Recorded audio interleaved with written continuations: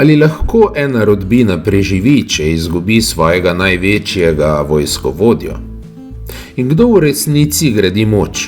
Tisti, ki zmaguje v vojnah, ali tisti, ki v tišini postavlja temelje prihodnosti? Po smrti Miroslava, Friderika I.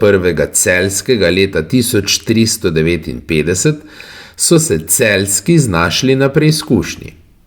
Na eni strani Ulrik I. Celjski, mož meča, ki je svojo pot tlakoval po evropskih bojiščih, na drugi strani Herman I. Celjski, strateg, ki je v ozadju gradil nekaj trajnejšega.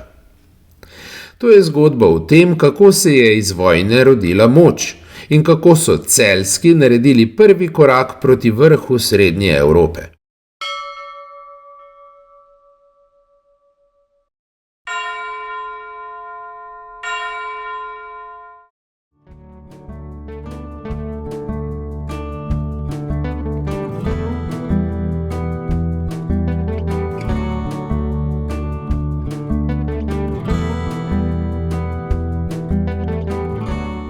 Ko je leta 1359 umrl Miroslav I. Celjski, se ni končalo zgolj življenje enega človeka, temveč celotno prvo poglavje zgodbe rodbine Celjskih. Mož, ki je iz svobodnih gospodov žovniških ustvaril grofe Celjske, je za seboj pustil več kot le gradove, posesti in naziv. Zapustil je projekt, rodbino, ki je bila formalno povzdignjena med visoko plemstvo, a je morala svojo resnično težo šele dokazati. Njegova sinova Ulrik I. Celjski in Herman I. Celjski sta tako podedovala dvojno breme.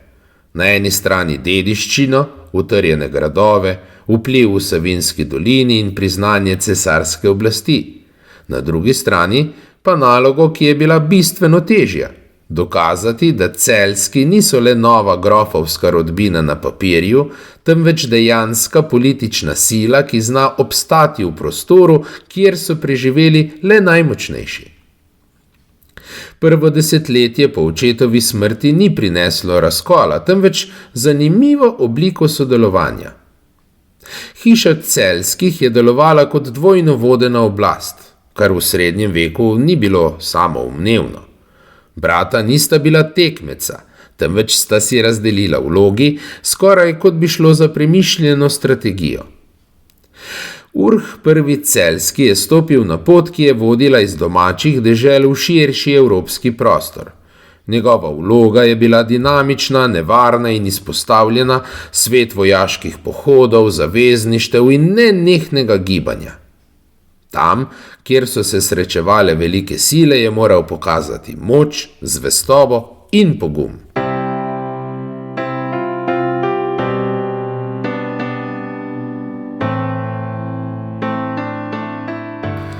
Na drugi strani pa je Herman I. Celjski ostajal bližje jedru rodbine. Njegova naloga ni bila manj pomembna, temveč drugačna. Skrbel je za upravljanje posesti, za odnose z drugimi plemiči, za pogajanja in predvsem za stabilnost. Če je bil obraz rodbine navzven, je bil Herman njen temelj navznoter. Takšna razdelitev moči je bila za Celjske ključna. Omogočila jim je, da so hkrati delovali na dveh ravneh, v svetu vojne in v svetu politike. Prav v tem ravnotežju med mečem in premišljenim upravljanjem se je začela oblikovati prava moč rodbine. To pa je bil šele začetek. Naslednja leta bodo pokazala, ali je bila ta dvojna struktura prednost ali pa le začasno ravnotežje pred novimi preizkušnjami, ki so čakale hišo Celjskih.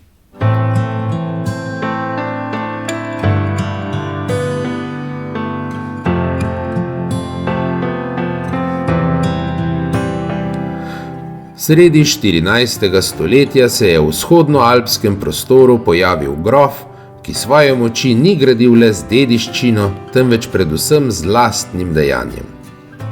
I. ni bil mož, ki bi ostajal zaprt med zidovi svojih gradov. Njegov svet je bil širši, raztezal se je čez gore, meje in politične sfere tja, kjer so se odločale usode dežel.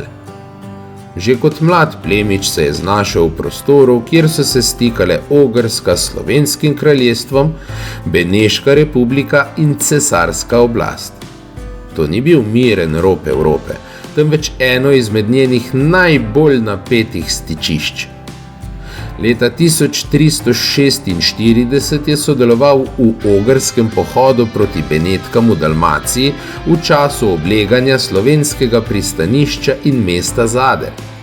To ni bil le vojaški spopad, temveč boj za nadzor nad Jadranom, nad trgovskimi potmi, pristanišči in vplivom nad obalnimi mesti. Urh se je tako že na začetku svoje poti znašel v središču konflikta, ki je presegal lokalne interese. Le 2 leti pozneje ga najdemo povsem drugje. Leta 1348 se je udeležil vojaških operacij na Tirolskem in v Bavarskem prostoru, kjer so se prepletali interesi cesarske hiše in rodbine Wittelsbach. Tu se Urh ni postavljal kot naključni spremljevalec, temveč kot del mobilne vojaške elite plemičev, ki so s svojim spremstvom predstavljali premično silo, pripravljeno na hitro posredovanje tam, kjer je bilo to potrebno.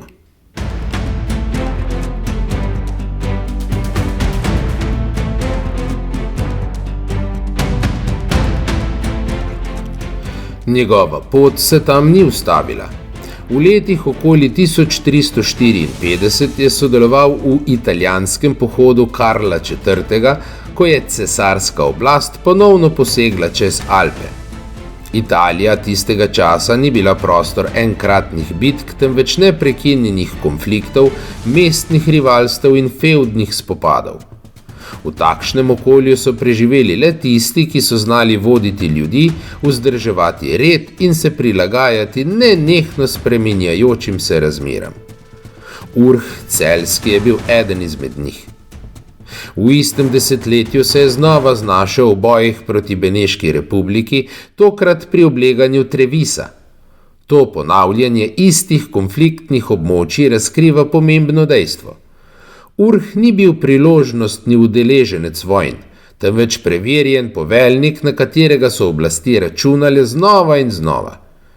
Njegova prisotnost na bojiščih ni bila naključna, temveč rezultat ugleda, ki si ga je ustvaril z zanesljivostjo, zvestobo in vojaško sposobnostjo. Toda njegova vloga ni bila omejena le na tuje bojišča. Leta 1362 je postal deželni glavar Krajinske. Ta položaj ni bil zgolj časten naslov, temveč je pomenil odgovornost za obrambo dežele, nadzor nad plemstvom in vzdrževanje reda. Urh je tako združeval 2 ključni plati srednjeveške oblasti: izkušenega vojskovodjo na tujem in odgovornega upravitelja doma.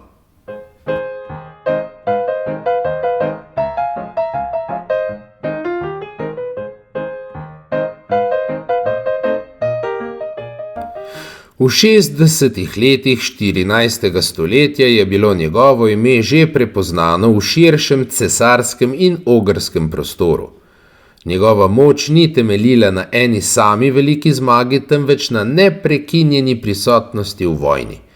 Bil je mož stalnega boja in prav to ga je ločevalo od mnogih sodobnikov. Ko je leta 1368 umrl, njegov ugled ni ostal omejen na domače dežele. Njegovo življenje je bilo dovolj pomembno, da ga je v besedi ohranil tudi Peter Suhenvirt, pesnik Habsburškega dvora. V svoji pesnitvi ni poudarjal Urhovih naslovov ali posesti, temveč njegovo pot, njegovo prisotnost v bojih, njegovo neomajno držo in njegovo zvestobo. Sodobniki ga niso videli kot lokalnega grofa, temveč kot viteza evropskega prostora. Njegovo ime ni živelo zaradi miru, temveč zaradi vojne. In prav v tem je njegova največja zapuščina. Urh I. Celjski ni dočakal vzpona rodbine, ki bo sledil v naslednjih desetletjih. A brez njegovega meča, njegovih pohodov in njegovega ugleda se ta vzpon nikoli ne bi začel. On je bil tisti, ki je Celjske iz domače dežele popeljal na evropski oder in odprl vrata, skozi katera bo stopil naslednji rod.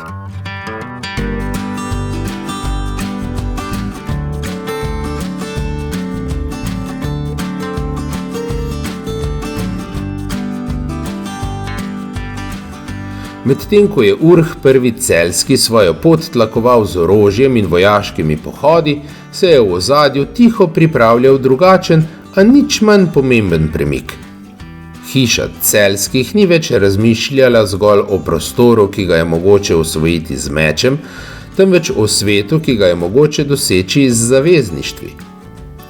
Ključni trenutek tega preobrata je bila poroka Hermana I. Celjskega s Katarino Bosensko okoli leta 1361. Na prvi pogled bi lahko šlo za običajno plemiško zvezo, a v resnici je pomenila veliko več.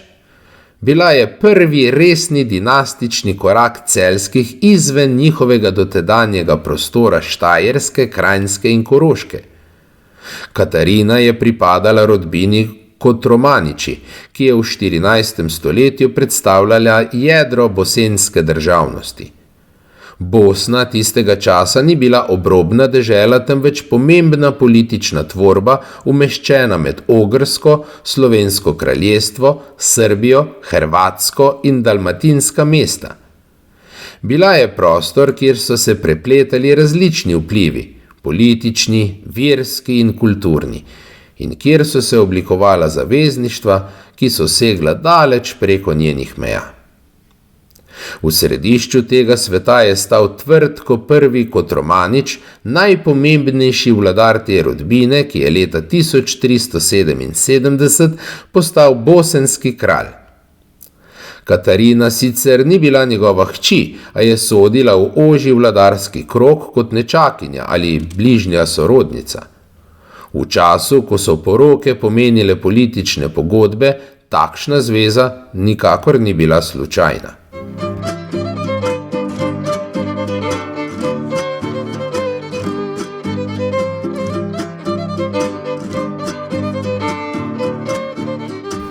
Za Celjske je to pomenilo prelom. Prvič so stopili v neposreden stik s staroplaninsko-ogrskim političnim prostorom in to ne kot podrejeni vazali, temveč kot enakovredni partnerji.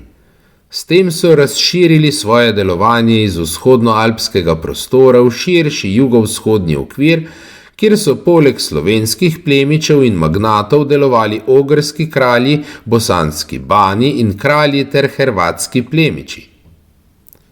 Ta poroka ni bila le trenutni politični dogovor, temveč začetek nove usmeritve. Postavila je temelj, na katerem bo naslednja generacija gradila veliko drznejše povezave. Prav iz te zveze se je rodil Herman II. Celjski, človek, ki bo desetletja kasneje povezal Celjske s Sigismundom Luksemburškim in jih popeljal v sam vrh srednjeevropske politike. Ni slučaj, da bo prav v tej liniji prišlo do izjemnih vzponov. Herman II. Kot ban Slovenije, njegova hči Barbara kot kraljica Ogrske in Češke, ter celo resna možnost, da bi Celjski postali dediči bosenske krone. Vse to ima skupni začetek. Poroko s Katarino Kotromanič Bosensko. V 60. letih 14. stoletja pa je bilo to še vedno le obljuba prihodnosti. Mladi Herman II. Je bil šele otrok, prihodnji vzpon pa še neizoblikovan načrt. Sedanjost je še vedno temeljila na dveh možeh, očetu in stricu, ki sta vsak na svoj način gradila moč rodbine. Če je Urh I. Celjski odprl vrata v svet z mečem, jih je Herman I. začel odpirati s poroko. In prav v tej dvojnosti, med vojno in diplomacijo, se je začela oblikovati pot, ki bo Celjske kmalu popeljala med najvplivnejše rodbine Srednje Evrope.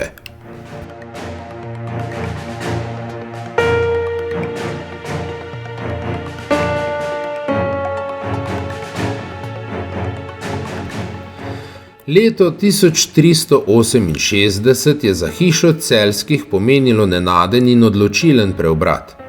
Do tedaj je rodbina delovala v ravnotežju dveh bratov, kjer sta si Urh I. Celjski in Herman I. Celjski razdelila odgovornosti in skupaj gradila moč. A to ravnotežje se je 26. julija nenadoma porušilo. Smrt grofa Urha I. ni pomenila le izgube izkušenega vojskovodje, temveč konec celotnega sistema dvojnega vodstva. V trenutku, ko je njegov glas utihnil, je vsa teža odgovornosti padla na enega samega človeka. Herman I. Celjski je tako stopil v novo vlogo, ne več kot eden izmed dveh nosilcev oblasti, temveč kot njen edini varuh. Od tega trenutka dalje ni bilo več dvoma, kdo vodi rodbino, a njegova naloga ni bila preprosta. Poleg upravljanja celotnega celjskega posestnega kompleksa je moral prevzeti še eno odgovornost. Skrb za mladoletnega sina svojega pokojnega brata, Viljama Celjskega. To je bil trenutek, ki bi v številnih srednjeveških rodbinah povzročil razkol, spor ali celo odprt konflikt. Dediščine so bile pogosto povod za vojne znotraj družin, kjer so ambicije posameznikov hitro prerasle v krvave obračune. Pri Celjskih pa se to ni zgodilo. Herman I. ni nastopil kot tekmec mladi veji rodbine, temveč kot njen zaščitnik.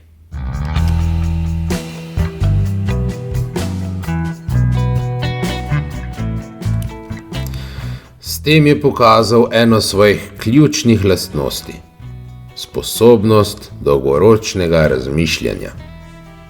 Razumel je, da moč rodbine ne leži v trenutni prevladi, temveč v njeni enotnosti. Ohranitev Urhove linije ni bila znak šibkosti, temveč strateška odločitev, ki je preprečila notranji razpad.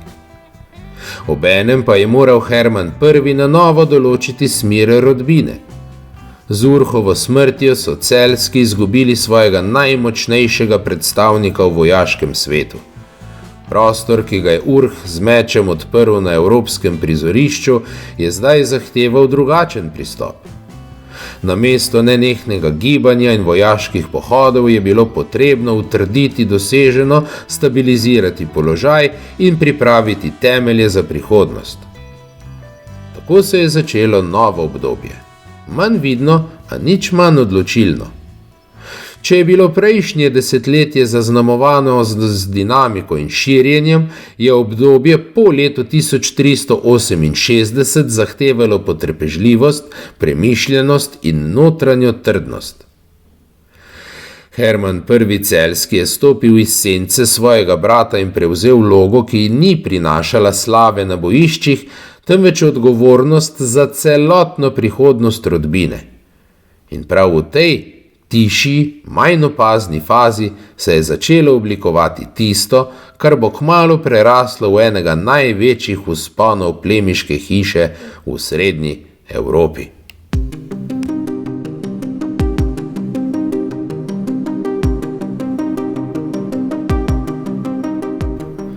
V letih po 1368 Herman I. Celjski ni iskal slave na bojiščih, niti ni gradil svojega ugleda z velikimi vojaškimi pohodi kot njegov brat.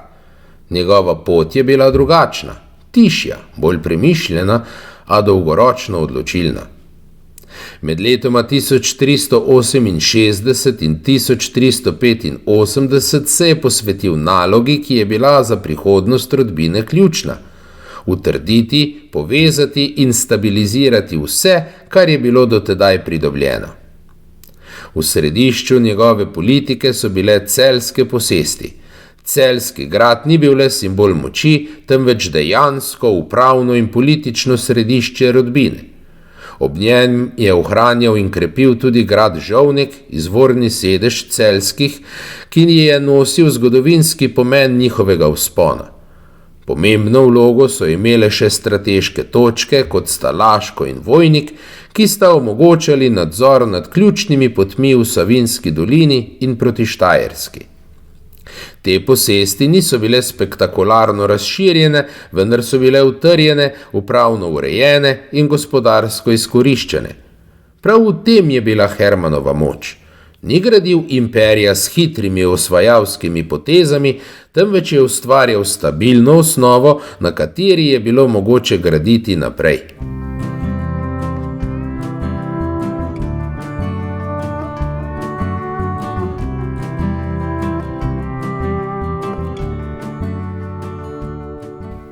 Na zunanje političnem področju je deloval preudarno.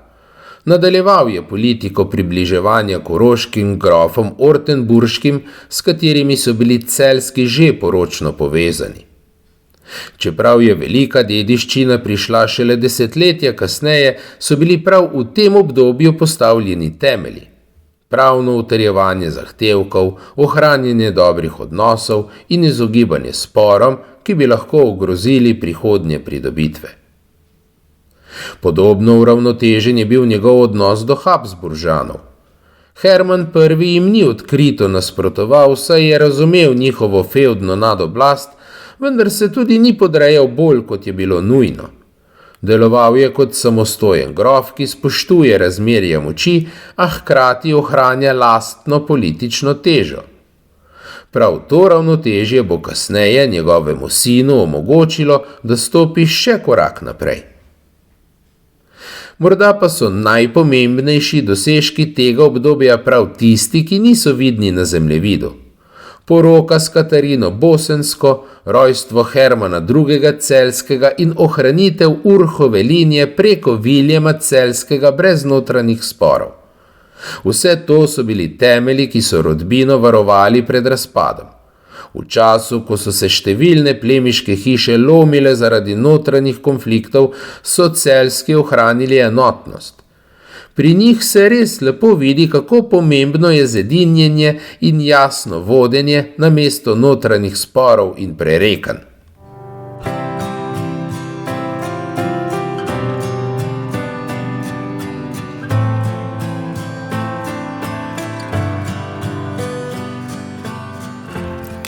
Ko je 21. marca 1385 Hermann I. Celjski umrl, za seboj ni pustil zgolj posesti, temveč urejeno, stabilno in politično pripravljeno rodbino. Celjski niso bili več v fazi vzpona, stali so na pragu preboja. Njegovo delo je nadaljeval njegov sin, Hermann II. Celjski, ki bo v naslednjih desetletjih izkoristil vse, kar je bilo potrpežljivo zgrajeno. A brez temeljev, ki jih je postavil njegov oče, tega vzpona ne bi bilo. Če je bil Miroslav II. Celjski ustanovitelj in Urh I. Celjski izvajalec moči, potem je bil Hermann I. nekaj drugega, arhitekt kontinuitete. Njegovo obdobje morda ni bilo najbolj bleščeče, a je bilo ključno. V tišini njegovega vodenja so nastali pogoji, v katerih se je lahko rodil in uveljavil eden najmočnejših mož Srednje Evrope, njegov sin.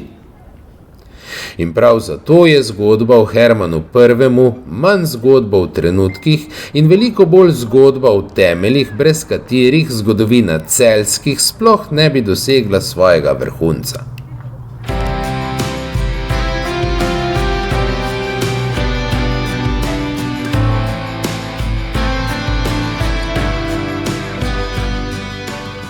Smrt Miroslava I. Celjskega bi lahko pomenila konec, a ni.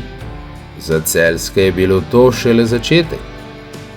Urh I. Celjski je z mečem odprl vrata Evrope, Hermann I. Celjski pa je v tišini zgradil temelje, ki jih nihče več ni mogel podreti. To ni zgodba o vzponu, to je zgodba o tem, kako se začne moč.